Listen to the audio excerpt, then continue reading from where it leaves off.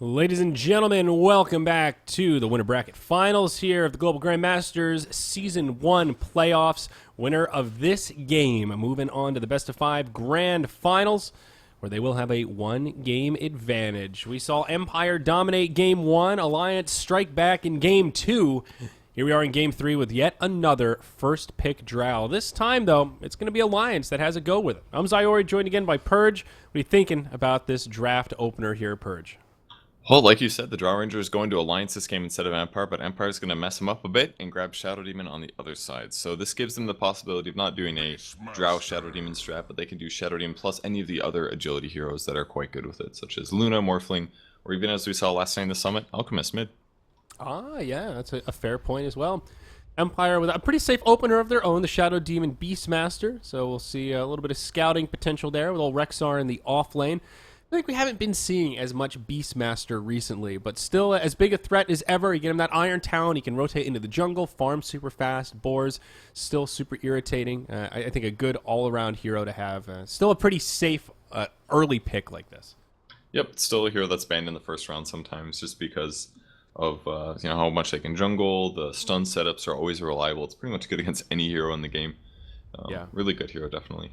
Draw Ranger's got to be a little afraid of this, definitely. If she's a hero that doesn't want heroes to pressure her or get on top or get close, a roar and a follow-up from Necro 3's chasing her can be absolutely devastating. So, decent opening from Empire. It's fairly defensive, it's offensive, and it has lots of options.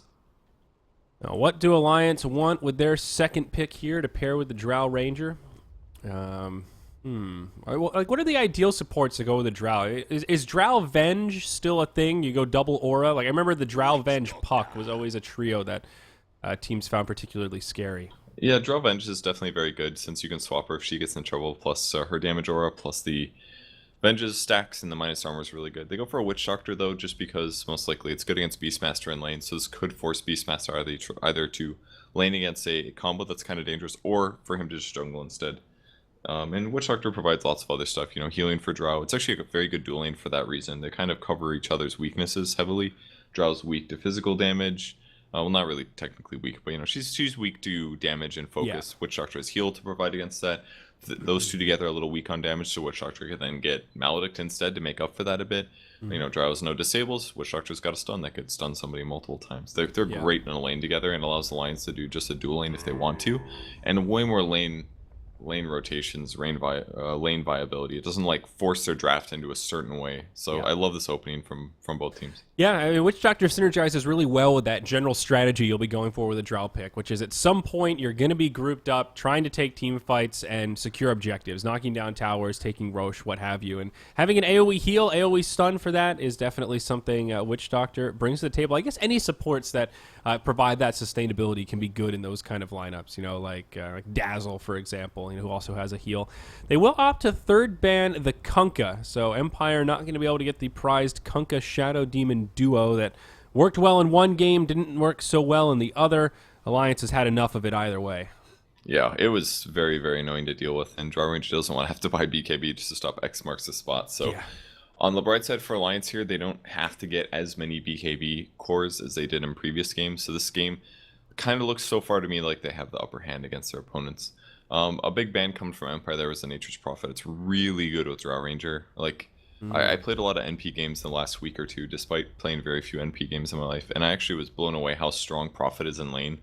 He beats every dual lane in the game for right-click damage, just because the treants do so much. You put them on the supports, and then your main hero hits their core. If you've got Draw Ranger or on top of that, it's just disgusting how strong Prophet can be in lane. Yeah, absolutely. Absolutely. It's already a hero that doesn't struggle for last hit damage, like you were saying. So that extra bit really accelerates him to that next level. Storm Spirit now the fourth ban from Team Empire, and the Timbersaw fourth ban from Alliance, right into the Mirana pick. So another dirty duo there, Shadow Demon Mirana, easy disruptions into arrows. You've also got Primal Roars to set up for arrows. Still yet to be known if it's a core Mirana or a support, but I think most likely a mid Mirana. That's where we've seen her most commonly and where she really seems to shine. You can get some momentum towards that Aghanim Scepter and then have big damage for those mid-game team fights. Yeah, it's just such a good pick, too, because it doesn't have to be any of the lanes. It could be any lane. That's true. You could have Jungling Beastmaster, offlane Mirana with Shadow Demon or something. You could put a mid, you could put a safe lane, you could have support Mirana. it just provides so many cool options, and the SD plus Mirana combo is just really strong. Yeah. Not to mention Soul Catcher later with double Starstorm can be absolutely game winning, and especially against Dragonite. If this is a core Mirana, I could see Dragonite having a lot of trouble in the mid game, just getting bursted down by nukes. Yeah, Soul Catcher plus Veil and then double Starstorm is an insane amount of repeatable burst damage. That's the thing about it. It's not like it's an ultimate. It's not your Primal Roar. And Mirana can do that double star combo every 12 seconds. That's what it is for the base cooldown. Earth Spirit now for Empire. All right, a support that also feels a little forgotten about. There was a pretty good window at the beginning of this patch when Earth Spirit was first pick, first ban material pretty much every game, and here he is making his way to fourth pick. Another good team fighter, though, for Empire. Yeah, great hero to pick in this case. You can gap close against Drow Ranger and set that up. You can Boulder Smash Witch Doctor. You can silence Witch Doctor wherever he's channeling. It's very good against Dragonite too, just tons of magic damage from Earth Spirit. And Alliance had to go for something like this. The Abaddon pick is crucial here for two reasons, actually. First of all, they can remove their Mirana arrows. They can remove the Beastmaster Roar. And now that gives them some survivability to either Dragonite or Drow, where normally they would kind of just fall rapidly to Earth Spirit nukes. So I think the Abaddon pick here is fantastic. The only thing that's going to beat it, though, is probably Earth Spirit Silence. So I could definitely see Abaddon going something like... Even like Arcane Mech might be a good choice. Sounds a little expensive for him, but if he can grab that, he's covered this game, and it's actually such an amazing Abaddon game. He could get arrowed, pop his ultimate to break it, and then cover his allies. He can't use that if he's silenced, though, I believe. So that's really what's going to come down to. If he can get a tool to remove silence whenever he needs to, whether it's a Lotus Orb or a Guardian Greaves, that's when he's going to be able to amp his team and really solidify their advantage here. I love the pick. Yeah. Guardian Greaves on Abaddon would work wonders this game, especially for that kind of strat that Alliance wants to go for with DK and Drow Ranger. They definitely want to knock down towers, and they're able to get up those Arcane Boots. I mean, there's a lot of sustainability between an Abaddon Witch Doctor. They can keep these two cores up for a while, especially Dragonite having naturally pretty high regen. Final bans have come out now. Empire banning out the Weaver, as well as Alliance taking out the Slark. It will be Empire who has the final 10th hero selection, so they'll be able to react to this a little bit. Alliance looking for their Bulldog hero here. Is this a potential Lone Druid game? Probably not. I would say Lone Druid's weak to magic nukes. Or Bat Rider is still in the pool. I could justify Bat Rider, I think. They've already got a couple range heroes with Drow. It wouldn't be terrible.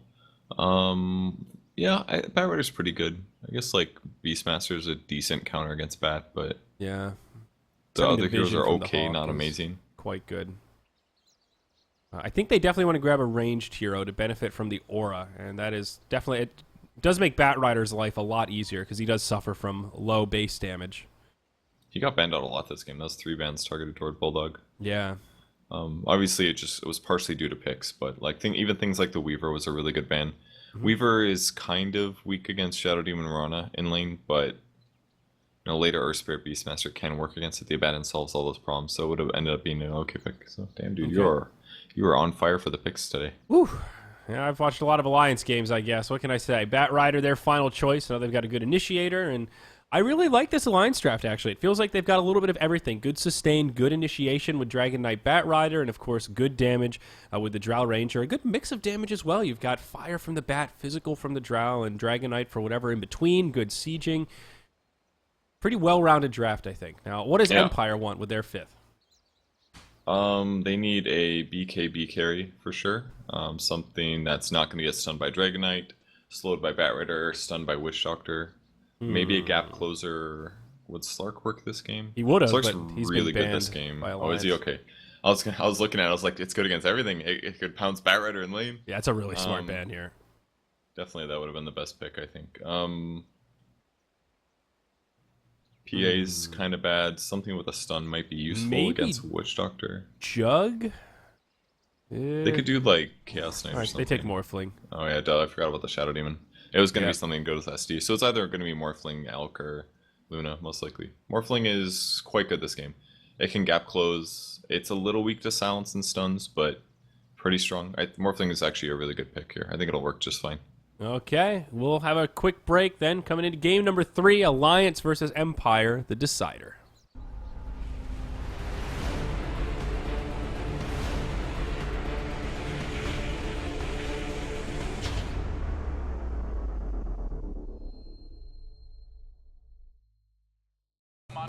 through, and Big Daddy's on the chase. Moon's there, but he gets silenced. He gets controlled. They need this Chrono to win the fight. No tower get Chrono's a finish spot. They lose the point.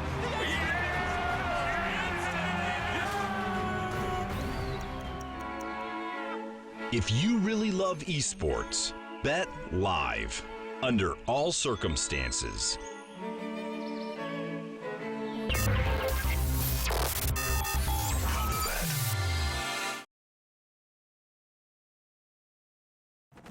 Esport Live Score, the fastest esport scores. All right, welcome back, folks. Game number 3. This is the Epic Decider Purge. This has been a pretty fascinating series so far, seeing Empire do kind of the same strategy, roughly, in games 1 and 2. And finally, game 3, we're seeing some change of pace. They'll have to play against the Drow Ranger. You've seen both these games so far. What are you thinking? Who's got the edge here? If you were a betting man, who would you bet to take this series now? I mean, I love the Abaddon pick. I think it's a perfect pick here, but I just see a lot of threat coming out of Morphling, I guess. Okay. I'm not 100%. I don't feel super confident. I think both teams could win this game. It just kind of comes down to who rotates better. Like, I think Empire's aggressive rotations have far more potential, whereas Alliance has far better defensive rotations due to having Witch Doctor as well as Abaddon. So I think a lot of this early game is going to come down to how well EGM counter rotates and how well Empire ganks. And then once they go to mid to late game, assuming that all things are equal, I think Alliance has the advantage due to having a Batrider, but having Morphling and Beast is also still very good for Empire. So there's like strengths and weaknesses covered kind of everywhere. Maybe Alliance takes longer to come online, but I don't think it's by that much more that offsets things. Yeah, I think for me, there's a lot of pressure on this Mirana. Undershot going to be playing it in a core role in the mid. It looks like Afterlife just helping block for his buddy, and then he'll head to the off lane, or head right into the jungle, actually. Okay, you're going to sack the off lane straight away. He's off laning. Yeah, that's true. The new off lane here in the jungle. But Iron Talon level 1, he'll be off to the races in terms of farm. But I think with any team that's running a core Mirana mid, the Aghanim's timing is really huge. I mean, if you're looking at an Aghanim Scepter between that 15-20 minute mark, you're in pretty good shape. You'll do a lot of damage. That's your farming tool to accelerate yourself and contribute a lot to team fights. But if this Mirana gets shut down, if we're 20 minutes in and she's got like 2 pieces, that's where I think this draft is just going to feel very lackluster in damage for the first 30 minutes of the game. So we'll see. Yeah. To make that point, I guess it means the rotations from Alliance are really the big part. You know, does EGM get a rotation mid? Does Ake come in with a gank? We'll see what happens to Undershock, but a lot of pressure. Yeah, I guess shutting him down is nice, but it's going to be kind of hard to kill him. Actually, it's going to be very hard because they've got some stuns, but they have kind of weak stuns. So them killing Mirana just isn't super likely on the mid lane. I think it's just, honestly, it's more about Alliance defending against pressure. Like, Witch Doctor's more defensive than he is offensive in the laning stage. I think they just have to keep S4 having a good time. He is so far. And they also don't want to let Morphling get super out of control. If he gets way ahead, they don't have the best solutions to beating him, and he's going to just start one-shotting supports. Yep, up top. Well, thought they might have a go here. Sticky on one side, Shadow Poison on the other. Stacks aplenty here, but EGM going to have the advantage with his Aphotic Shield, just cleansing up Bulldog, allowing him to be nice and aggressive. I like the 2-1-2 setup from Alliance here. Ake just going to be using the jungle. He'll find some farm of his own, and of course Loda. He's in free farm heaven, given that Afterlife did start off in the jungle, though. Already level 3. That's why this is so good. Like, yeah, of course, Beastmaster's getting a lot of his lane. Oh, gank coming. Yep, King Arm maybe in some trouble here. Bulldog with his second stack of Sticky will just back up. EGM has a Clarity on. Definitely wants to keep that available as long as he can. Maximize here. He was just defensive. He was about to get out of position. So, yeah. Even though Beastmaster's getting a lot of experience in gold, it's still really good for Alliance because they can dedicate 2 of their heroes to getting maximum farm. And Loda can even push the wave. He can push waves. EGM or Ake can constantly pull here and get experience and stuff from the creep wave. But yeah, this is the inverse Slack strat. Use the jungle instead of stealing those CS from the carry. There you go. Yet still pushing. And this way, Drow Ranger gets full experience from the lane. We'll hit a faster 6, and this will overall accelerate him even more. I will say, though, I do not like this Drow hairdo. It is not one of my favorites. Oh, yeah, it's the fringe. Frostborn Wayfarer. Yeah, I'm just not into the boxy bangs cut. I don't think it's very becoming of the Drow Ranger. Up top, though, EGM maybe in some trouble. Maposha goes rolling down, mistimes it, actually overshoots, and now he is in a whole world of hurt. This is actually your first blood coming out. We'll go to Admiral Bulldog. That's a misplay from Empire to start this one off. Yeah, and to start the lane like that when they're doing a dual lane and getting pretty good experience, it's massive. Yeah, it's a 3-on-2. Oof. I mean, he's still last hitting well, but Like, Bat can even just go back to base right now, and they lose nothing from this, because then EGM gets the experience in the meantime. Yeah. Dual lanes are so strong for reasons like this. As long as you don't like get killed a bunch of times or get zoned with just 2 heroes, then you get massive advantage. Yeah, no doubt. Check in on this mid lane here. Mirana versus the DK. Looks like DK is getting the better of this one by a huge margin. 24-6 on S4 compared to the 9-3 Undershock. I feel like this is more lopsided than it should be on paper. Well, Mirana's base damage is really bad, basically. Dragon Knight's hitting about the same despite having no last hitting power. But he has a Quelling Blade on top of that, so he's always going to have a better chance of getting his last hits and an equal chance of denying Mirana's. And then it comes down to individual skill, and, you know, S4's been a pretty good player for a long time, so Yeah. not a super big surprise to see him outplaying somebody. Yep. One of the nice... I played solo mid Mirana a little bit. Actually, chucks an arrow there on S4. One of the things I like about it is that you can just rotate into the jungle and use that arrow as a farming tool as well, just to kill the big creeps, get a little burst in your momentum. But even that's not really a possibility for him here, or at least they haven't been utilizing it as such, because Afterlife is just working that rotation in the jungle. So limiting kind of the backup areas for Mirana to chuck those arrows. He kind of got wrecked too. He ran all the way bot rune, and Earthspirit had already been there, so no rune for Dragon Knight at least. He'll lose some farm here, but things are pretty even across the map, actually. A lot of last hits this game. Well, you say that, but Alliance has a nearly 2k net worth advantage already. Wow. It's probably because their offlane's going well, mostly. I mean, the Beastmaster is probably compensating for minimum, what, 1 hero in the safe lane? Something like that. Yeah. EGM being a little aggressive here. They're putting a lot of pressure on. This is so good for Bulldog. He's halfway through level 4. Afterlife already level 6. They were not expecting that. Abaddon caught by the Primal Roar. Bulldog now on the run. This is part of the power of the Jungle Beastmaster. When he comes online, boy does he. Bulldog getting low. He does have a Windlace as well as these pesky infused raindrops. And, well, Undershock. That's going to finish him off nice and easy. Not going to be able to dodge that Starstorm. But nice kills for Empire, though, and it's a very good early start for Afterlife. He didn't have to walk too far to use that ult. Usually you have to smoke, rotate somewhere. That was just handed to him on a silver platter. Yeah, that's the downside to the aggressive dual lane, I guess. That makes it easier for Beastmaster to gank. Yeah. Huge double kill for them. It costs them a lot of time, I guess, a little bit last hits, but for the experience they gain, it's worth it. Ake now rotating into the mid. A pretty deep spot here. He gets a ward down. They are ready to gank if anybody comes back to defend this. They're so set up for this. Even if it gets bad, they can just use Aphotic Shield. Yep. Easy push here. That corrosive breath. And the curse. So easy. 8 attack speed, dude. Watch out.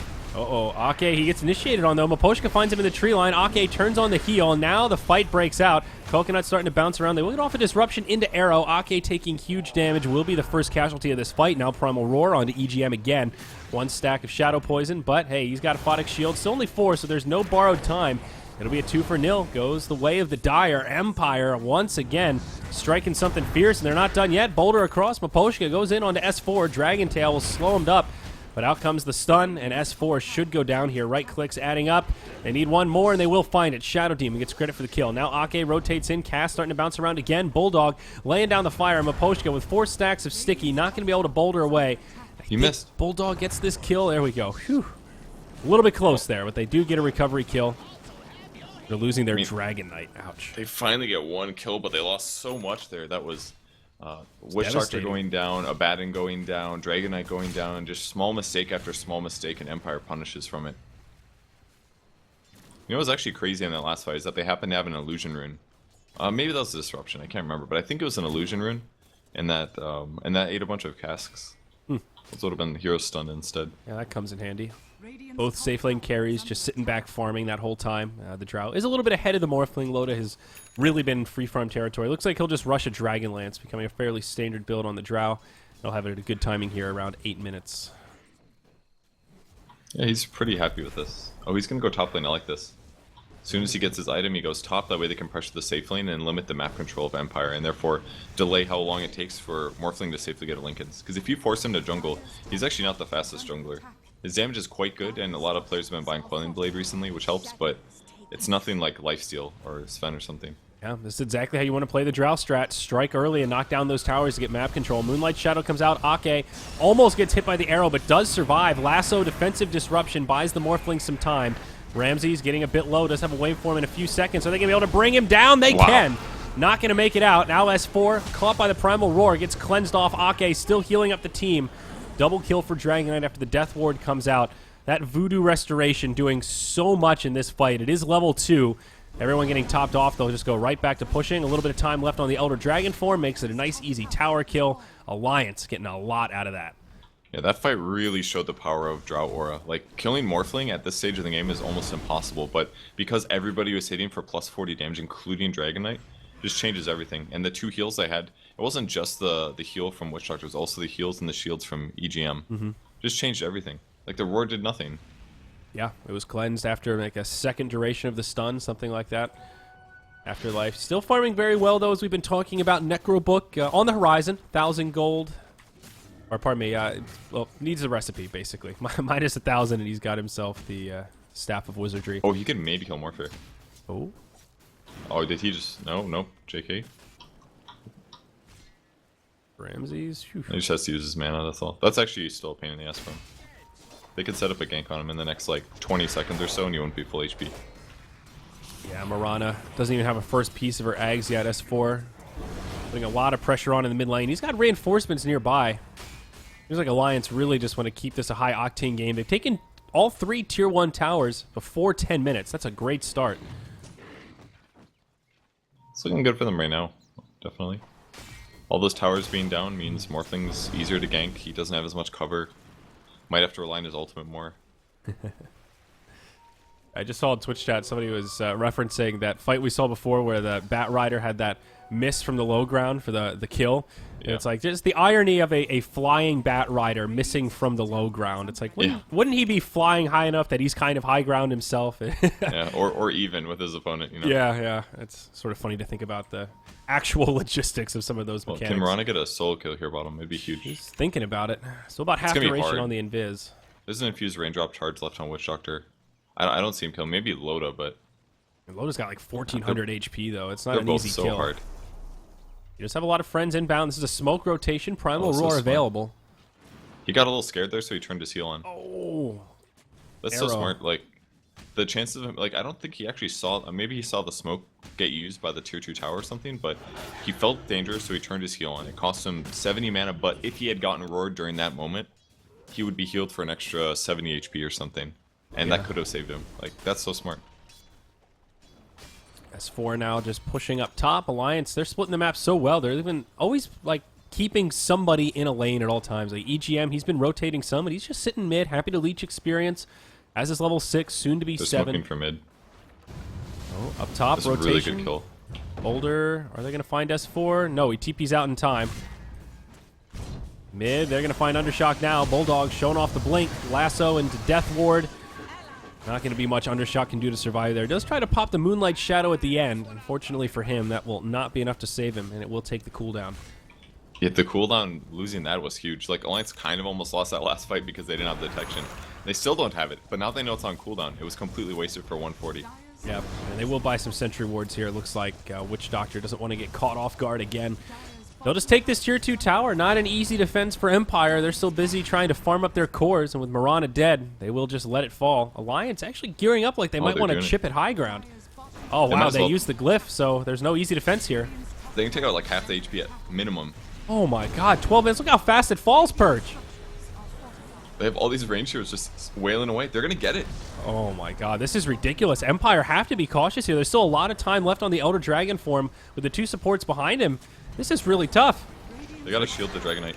EGM can't mess this up. He's got 4 stacks soon. Oh, he sidesteps it. S4 taking a lot of damage. Magnetized doing a lot of work here. They may lose S4 indeed. The Flame Break actually pushes him a little bit closer. Maposha gets off the roar before the fight ends.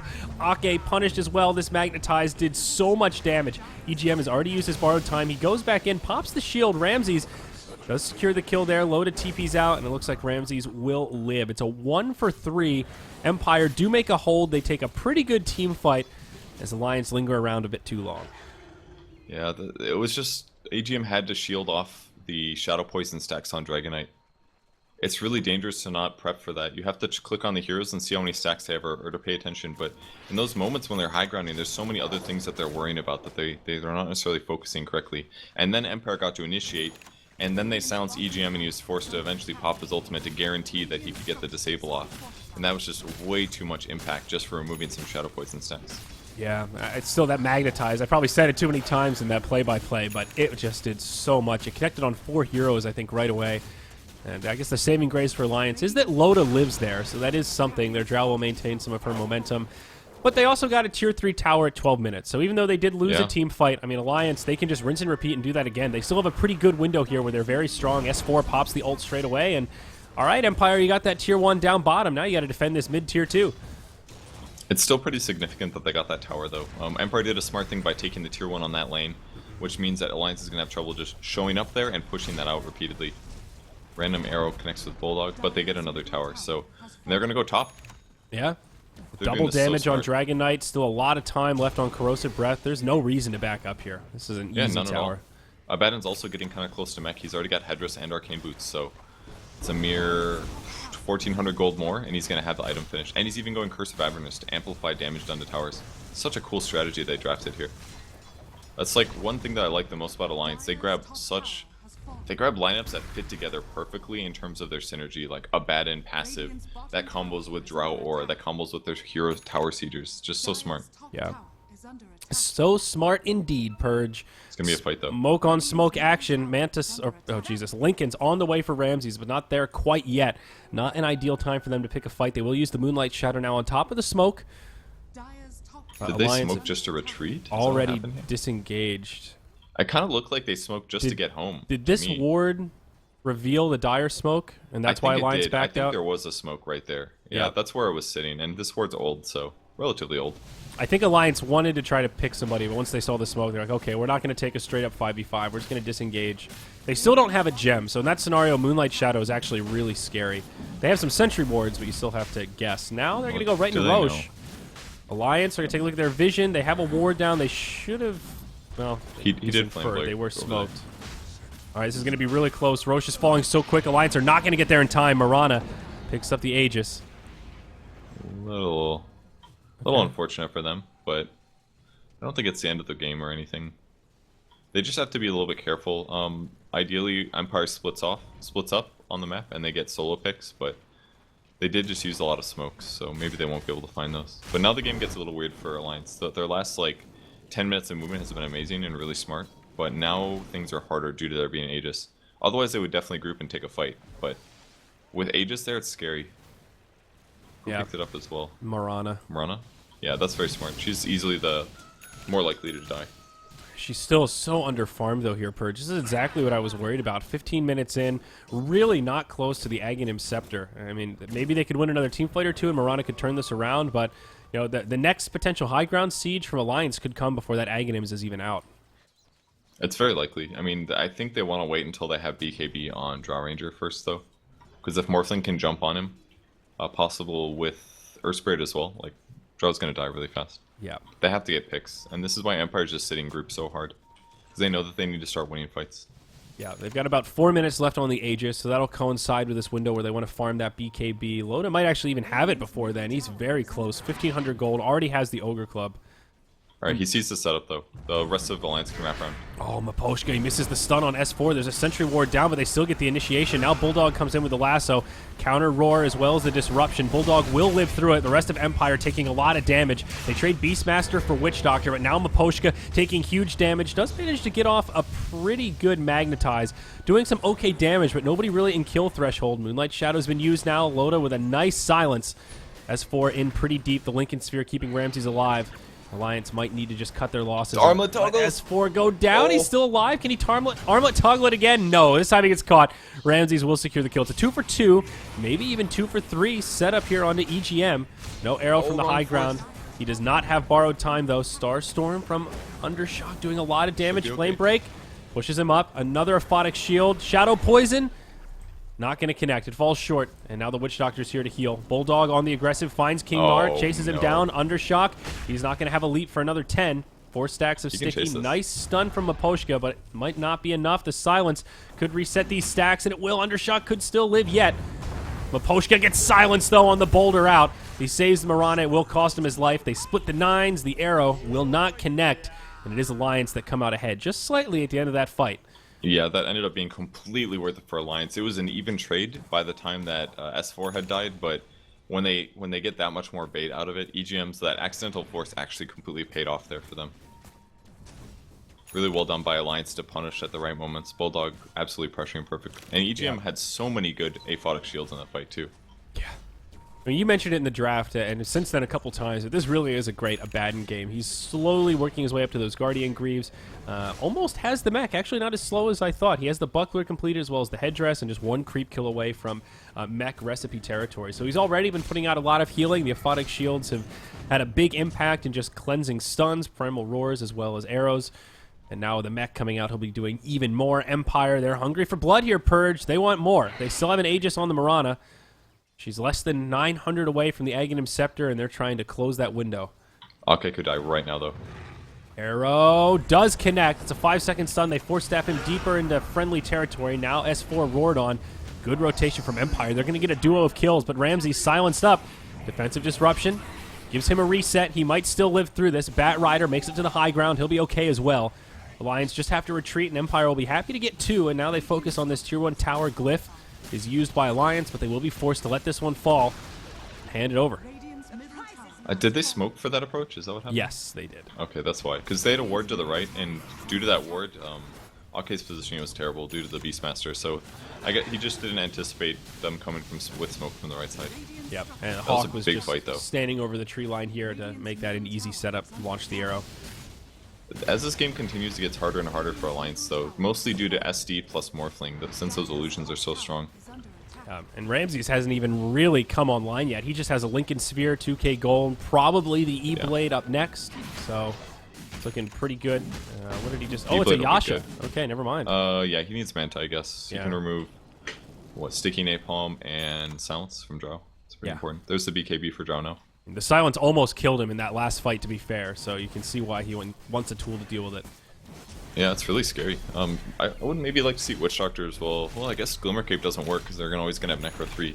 Maybe an armor item would be kind of useful for him, but it's not really any... Maybe he should have gone Arcane or Trinkles instead, but Arcane's is so good early. It's a hard game for him, actually, on Witch Doctor. Yeah, Alliance really want to hit this timing here with the BKB. They're going to smoke up and try and find something. Do they still have Aegis? Probably not, right? It's almost gone. No, I think it it's expired. definitely gone. Yeah.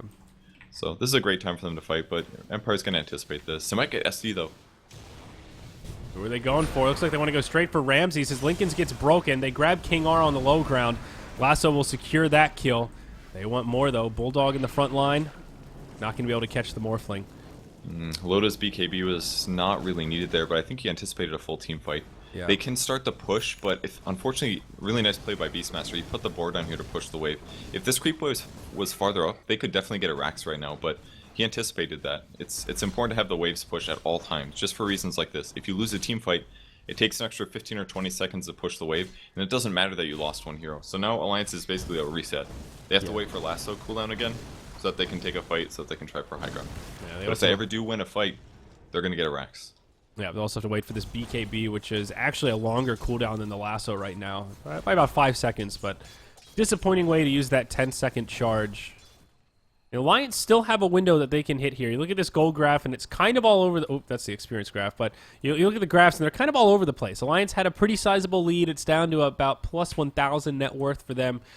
Definitely not the momentum they once had. Morphling about even with the Drow on overall net worth, but... Yeah. They're at this Empire's stage doing where a good job. they could just win one team fight. If there's a lane push close to the base, they can kill structures super fast. That is one thing about this Alliance strat is it kind of just takes one, and then they can punish very, very hard. Yeah, it's kind of the same for Empire, though. Like, yeah, there's been a gold advantage for Alliance, but a lot of that was just towers dying. So they just have to basically stagnate the game out. They're going to continue farming. They're going to get Morphling to a position where he's a better carry, because he is a more delayed carry than Drow Ranger is in the very early parts of the game. And Drow can be better, and Morphling is usually better, but it all comes down to the fights, basically. Alliance has to get some kills, and ideally get a Rax. If they can finish a Rax the next 5 or so minutes, they're going to be really happy with that. Yeah, Empire rotating to this top lane. They do have 2 outer towers still to deal with. Looks like they do want to try to kill this one. I wonder if Alliance will mount a defense here. Looks like they will start rotating some over. Afterlife too. Does have his level 3 Necro book, and Blink Dagger coming out soon. It's so hard for them to stop what Morphling does. Oh, this could be it. Yeah, they force out the Moonlight Shadow. EGM comes in, and he'll just replicate back. That was unfortunate. S4 didn't have his stun ready. And the That's rest kinda of his fault, Empire though. just TP out. Oh, God, S4 almost finds him. So what happened there was S4 was farming Ancients, I believe. And then they decided to try to kill the Morphling, so he shifted over with Blink Dagger, and he had still had ulti cooldown. So by the time he got there, he's still on cooldown for Blink, otherwise they would have been able to kill the Morphling. It was a great setup other than that, but they needed to coordinate Dragonet over earlier. Uh-oh, you're sounding like a robot purge. You might need to reconnect to TS here. Okay. Oh, no, you sound okay now. Might have just been a weird fluke. Happens sometimes, who knows. Yep. Random packets getting lost. But you're back. That's what's important. So Drow's next item is maybe something to talk about here. Actually, one thing we could definitely criticize is that they need a frickin' Ring of Aquila on Alliance's side. They don't if have one at all? Lotus got a Wraith Band, like Wow. that's 2 armor. It's not a ridiculous amount, but it's quite a bit in terms of Ake, for example. Yeah. It adds up. And especially given that they've been pushing a lot, it keeps the creeps alive a little bit longer, allows them to last against the tower shots. It's just a little efficiency thing. You have that slot. It's an easy upgrade. And I don't even really see anybody getting Vlad's. Maybe EGM after Halberd or after Guardian Greaves, but he'd also love to have Glimmer Capes, 4 staffs. It's just an easy upgrade. 500 gold, I think it's completely justified. But how often do you say, weird, nobody got a Basilius this game? It's so rare. Yeah. Very rare to ever happen. It gives me flashbacks to the Han days. I remember like 3 years ago, one of the developers saying, he tweeted something like, if your team does not buy Ring of Basilius, you're doing something wrong. Like, it's just such a value item, especially the basic version of just the Basilius in the laning stage, a little bit of damage it gives you, the aura, like it is one of the most cost-effective items you can get for the cost in that early stage. And yeah, and it's not that weird that Loda comparable. doesn't have it, because Drow doesn't need mana regen, so it's not weird that she hasn't prioritized it. If it was any other carry hero that's agility that has some spells, he would have bought it, but he just doesn't really need it. Yeah. Just hasn't thought about the team aspect in that way, and maybe then it's not always worth it. 500 gold for 2 armor. It does give him like 6 more damage or something. Hey, another item that we can talk about real quick before this smoke happens, Veil of Discord on the Shadow Demon. Brown Boots Veil after Urn. Yeah, I've seen a build similar to this by Lil before. He went Dagon as well with it, but it gives you generic stats, stuff you need. It gives you armor, gives you HP regen. All of those are really useful. But the bigger thing is that he can buy the Veil, and it's going to amp up all the magic damage his team does. Yeah, it's going to be huge. Now that the Ags is out on Mirana, the Magnetize, huge Okay, magic could die here. damage. Oh, nice stun from Maposhka. Arrow to follow up will be off the mark. Force. Nice Force Staff. Ake, he lives, and they used to Magnetize. And they dispelled it before it split, so they took care of it. Oh, the wow. fire's been put out, guys. EGM the Firefighter. That was so big. I thought Alliance was screwed there, because if Witch Doctor dies, Roche is done, pretty much. Empire's going to take a team fight. Alliance either has to fight 5v4 or try to win it, but All right, they also didn't S4, have Firefly then. clipped Now by they an can go arrow. back in.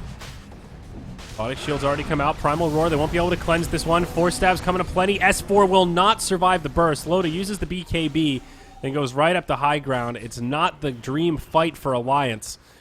And they might lose some more here. EGM on the run. He does still have borrowed time as well as a TP scroll.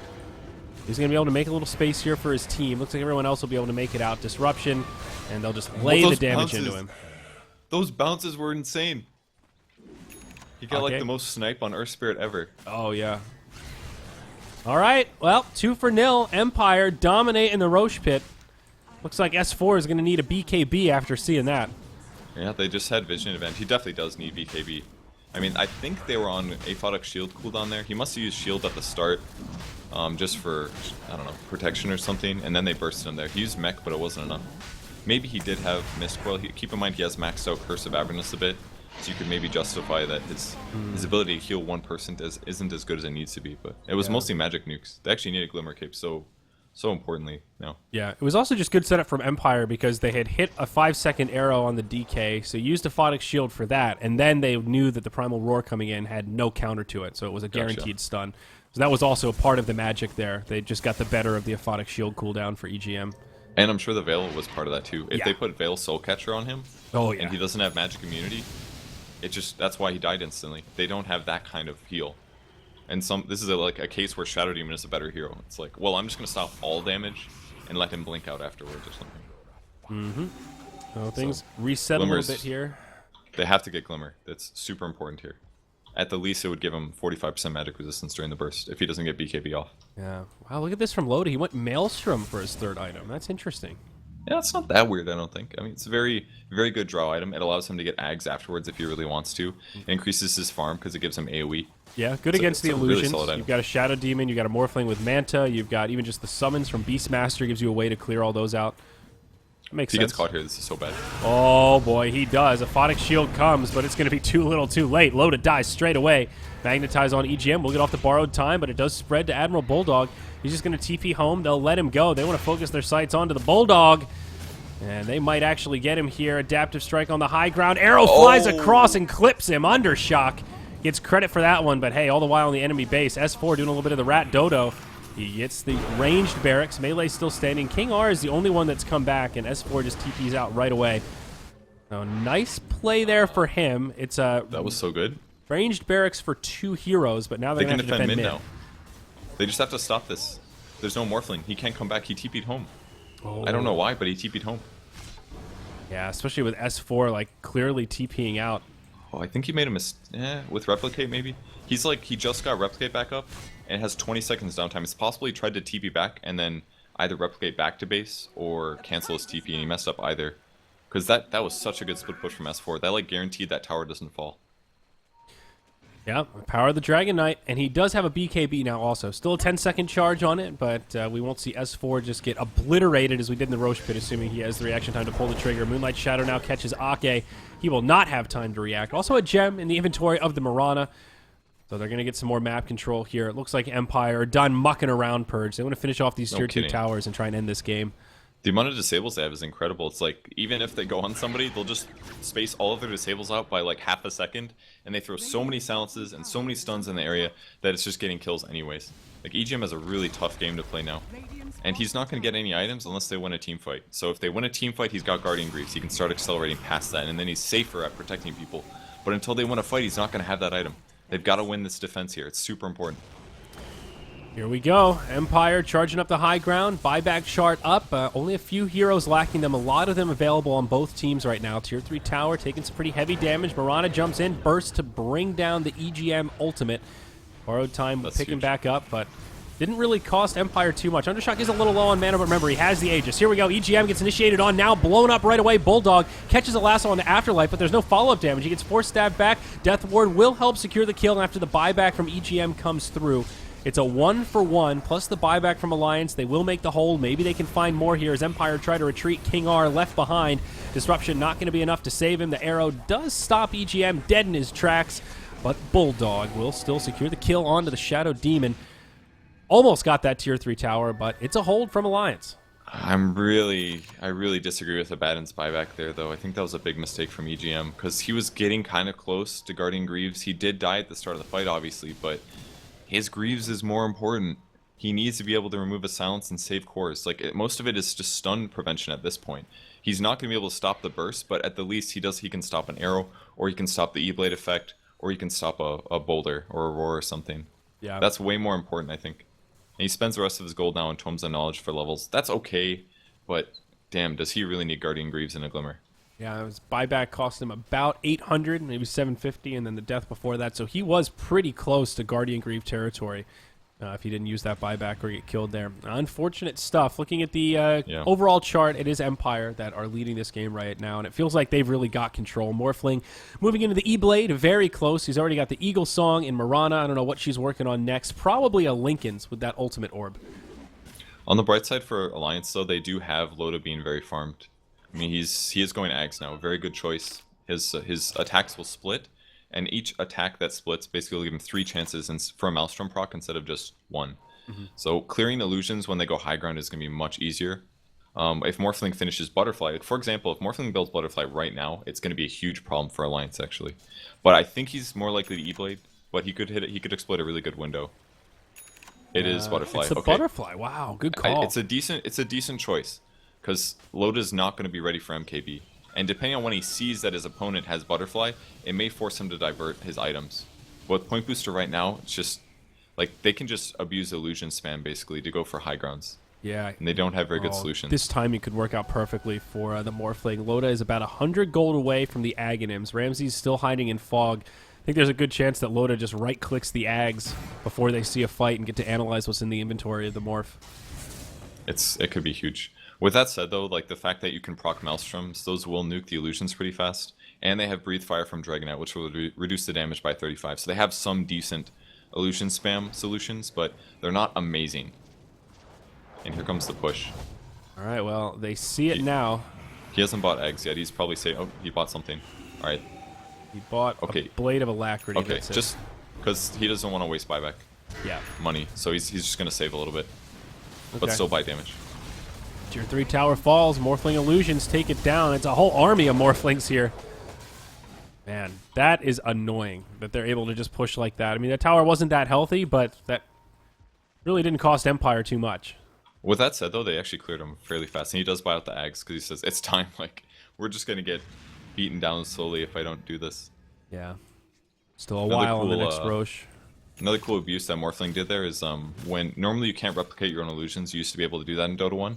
So, and that technically a replicate of yourself is very strong.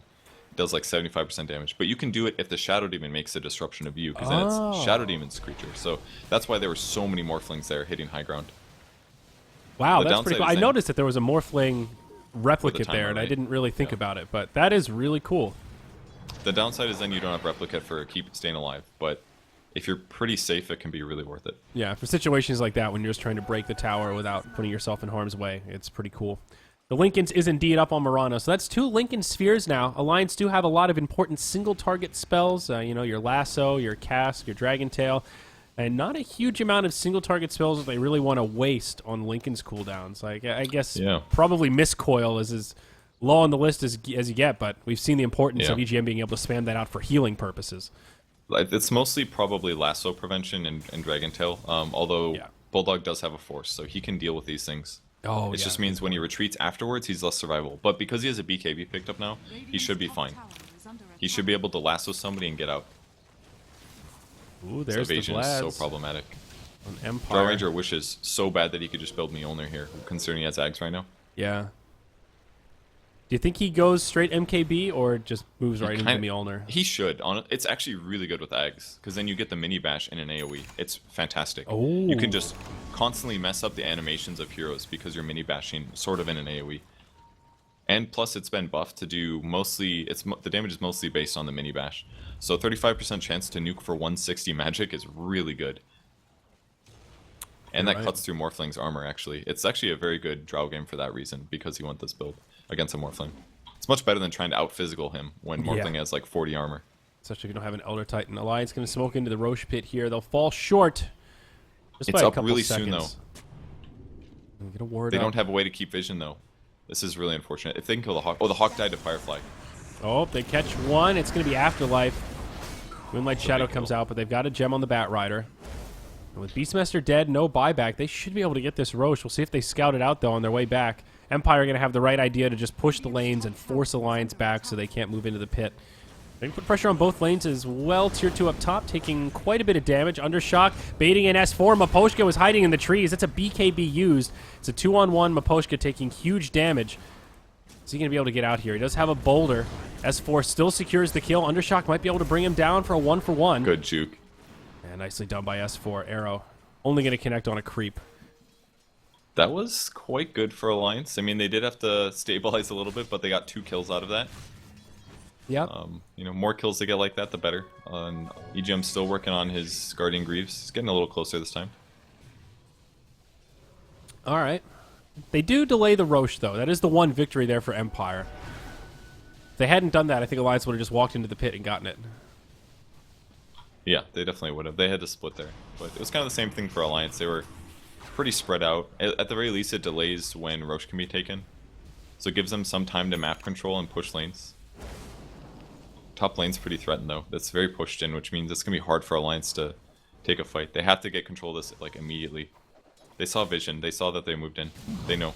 Yeah, the pings are coming out like crazy. They also did take some damage on that ranged barracks in the bottom lane. That is just an easy push away for Empire. Doing it so far, though. They just have to let them have it. Yeah. It's the downside of Radiant. That Roche advantage. This is also Cheese, Roche 3.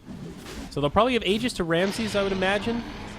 And Cheese to the Mirana. Okay.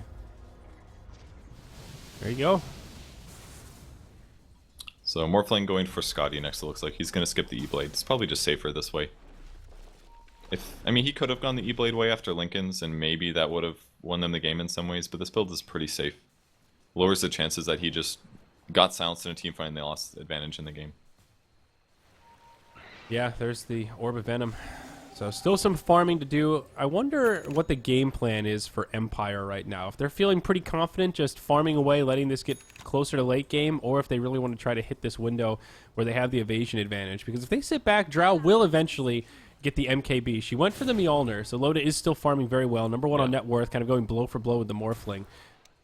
They also did just get Refresher on Beastmaster, though, so maybe that will be a green light. They are going to get better late game in some ways because of Refresher, but I think Empire does, assuming that they didn't have the abusive disruption with illusions hitting buildings, I think that Alliance's late game is definitely better. They have Witch Doctor with Ags, that's really strong, that's almost carry potential. They've got Bat Rider for initiation, and they also have 2 cores that can do damage, whereas Empire's pretty much all in on Morphling damage, since Murano went basically a nuking build. So hypothetically, Alliance should be better late game, even if SD and Earthspeed are good late game supports. But because of the illusion thing, I feel like Empire's going to have the upper hand for another 10 or 15 minutes. Minimum, they're split pushing well enough. That's been very clear.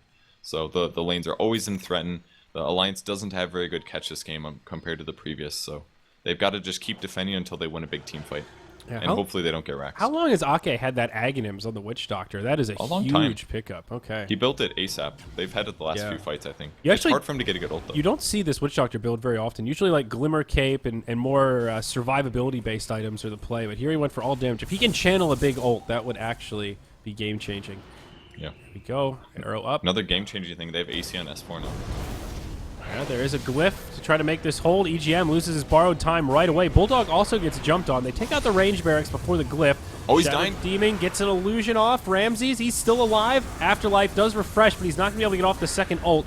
BKB and S4 in the front lines doing a lot of damage. They'll bring down the Morphling for the first time. Alliance with all 5 still alive, but they're running low on HP. Bulldog just barely makes it back to safety. Now Ramses silenced up, loses his Lincolns. He will fall. Wow. Surprisingly good hold for Alliance. Yeah, the Morphling was just played with the whole fight. He just kept getting stunned and gusted and pushed, and even with Aegis, he just looked completely worthless there. But just great fight by Alliance, and I kind of feel like it was just low impact from Mirana in some ways. She did nuke people down at the start of the fight, but that was all she could do. She wasn't able to secure kills because the arrows kept missing, and we didn't see a Magnetize come out of Earth Spirit either, but the fights were kind of abstract, you know. It was always Bat Rider almost dying, somebody else on Alliance almost dying, and just consistently Drow sitting back there and just shooting lightning bolts. Yeah, you're right. It looked like a good initiation from Empire where they caught EGM, but after they got the borrowed time down, they were able to reset. They, being Alliance, were able to reset really effectively. Bulldog goes in pretty deep, but manages to make it out, and Ramses felt very lackluster on the Morphling that fight. Kited around all over the place. Now Alliance will counter push right back up the mid lane. They're going to go for, looks like just this tier 3 tower. No buyback available on the Morphling. He is short gold, not cooldown, so Alliance have to be a little cautious here, thinking he could potentially buy back. Glyph comes out now with EGM in the front lines. Borrowed time has cooled down. S4 without an ultimate, but still that AC making this push a little bit easier. They will back up. S4 pops the BKB just to be safe. Yeah, that's completely fine. You can tell by the way Alliance is playing that they know that they have some advantage here and they don't want to lose the game. Like, just a BKB charge for that is not a big deal. I don't think Dragon Knight BKB is even super necessary for more than a couple seconds anyway. So 5 seconds for him is no big deal. Okay. So they back off. They're going to farm a little bit more, try to finish their next item, especially on the supports. With the tower kill. Oh, Bandit's actually going Ags. He's actually just going to skip Greaves. I kind of agree with this now for the fact that the Greaves window is still useful, but it's kind of been passed. There was like that 20 to 30 minute mark where he really needed to be able to remove his silence to stun somebody. Yeah. But like the difference of one aphotic shield is probably not going to matter anymore now that his cores have BKBs.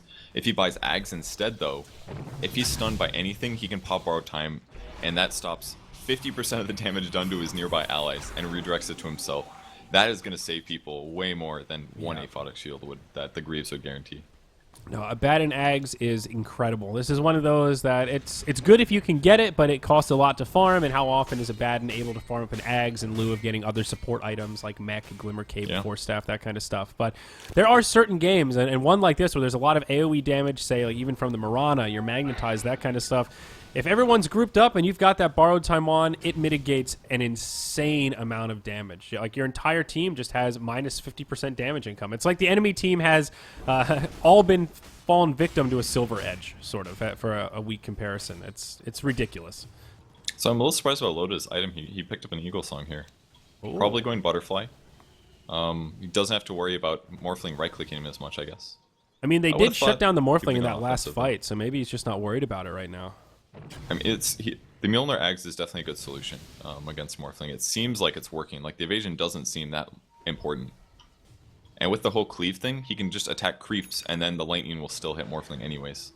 That part's kind of cool. Although, I don't know. It'll help a lot against Necro 3. That's another big thing. If he gets ganked by Beastmaster, for example, solo, Beastmaster can kill Drow. If he blinks on top, roars, and Necro 3's. But with Butterfly, probably not. Yeah. You know that Beastmaster's not going to have anything to deal with that evasion, so that's a fair point. There is still an outer tower remaining. Empire have this tier 2 up top that they're going to have to deal with.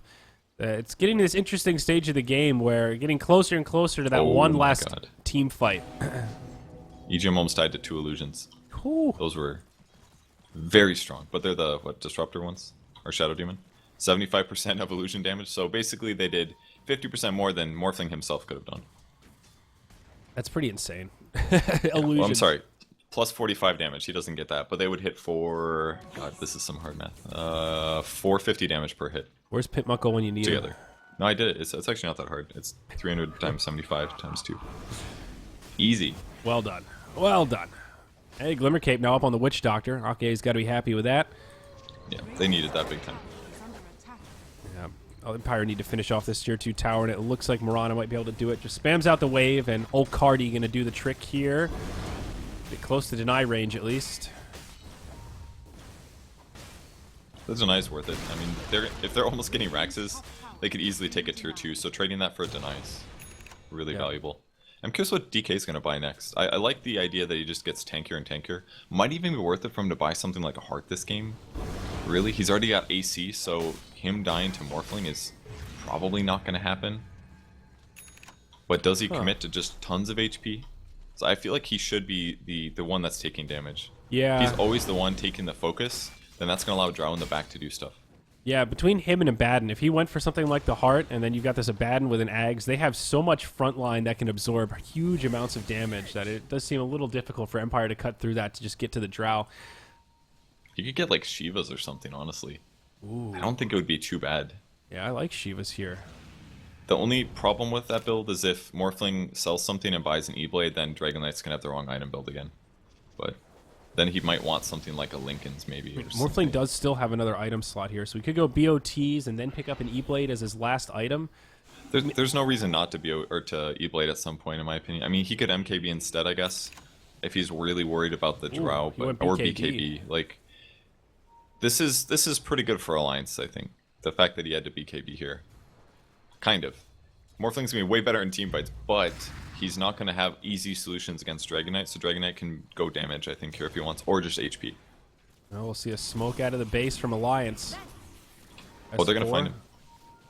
Moonlight Shadow now used. Who's got the gem, baby? I think it's the Bat Rider. He's not going to be there in time. Just unfortunate they weren't together, though. They would have had that otherwise. He will find a ward in the meantime, but...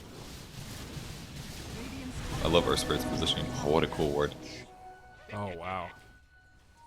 Deep in enemy vision lines. of everything. Yeah, you're kind of used to the little side ones here in between the lanes, but that one, not a spot you would normally think to counter ward. That's pretty cool.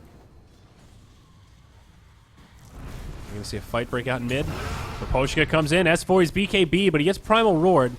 Looks like they don't quite have the damage for this, but there is some split push going on up top. They'll refresh, use the second Primal Roar just to buy time and try and lock him down. Empire going full split push mode. The Glyph has come out. They've already gotten the tier 3 tower, and the melee barracks will fall. This has worked like a charm. Now S4 very low. He goes in too deep without BKB, and he'll fall. EGM killed as well. They both have buybacks. Now on the other side, BKB Bulldog trying to hold this off, but Empire giving Alliance a taste of their own medicine. Ramsey's doing huge damage, brings down the ranged barracks mid, and all of a sudden this Alliance base is in shambles. They've used 2 buybacks now, and it's not even a hold. Man, a lot of that was the setup from the Observer Ward there for the Earth Spirit. They knew exactly where Alliance was, so they knew what their limits were.